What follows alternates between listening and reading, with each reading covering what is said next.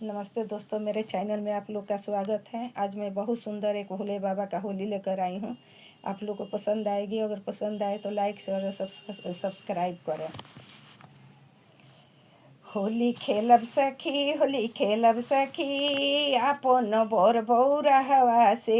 होली खेलब सखी, होली खेलब सखी, आपन बर बौरा हवा से। होली खेलब सखी, आपन बर बौरा हवा से। होली खेलब सखी, आपन बर बौरा हवा से।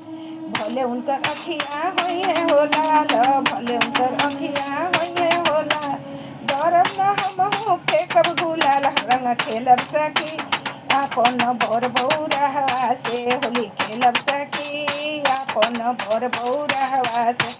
चाहे उनकर अखियाँ होइए न लाल, चाहे उनकर अखी होइए हो लाल, डरब न हमहु फेंकब गुलाल। सखी खेलब होली, आपन बर बौरा हवा से। सखी खेलब होली, आपन बर बौरा हवा से। सखी खेलब होली, सखी खेलब होली, आपन बर बौरा हवा से। सखी खेलब होली, आपन बर बौरा हवा से। घूमी के अइहे बसवा से हो सखी, घूमी के अइहे बसवा से। जब घूमी के अइहे बसवा से, घूमी के अइहे बसवा से हो बस से हो बसवा से। घूमी के अइहे बसवा से हो हे बसवा से। होली खेलब सखी, आपन बर बौरा हवा से। होली खेलब सखी, आपन बर बौरा हवा से। होली खेलब सखी, आपन बर बौरा हवा से। होली खेलब जा सखी, आपन बर बौरा हवा से। जाता नीपी से भंगिया धतुरवा, जाता नीपी से भंगिया धतुरवा।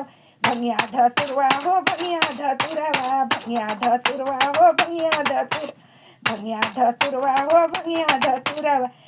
खुश हमरो होइए बौरहवा सखी, खुश हमरो होइए बौरा सखी। रंग खेलब सखी, आपन बर बौरा हवा से।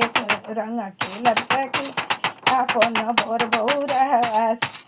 जाता नीपी से भंगिया धतुरवा हो, भंगिया धतुरवा हो भंगिया धतुरवा, भंगिया धतुरवा हो भंगिया धतुरवा।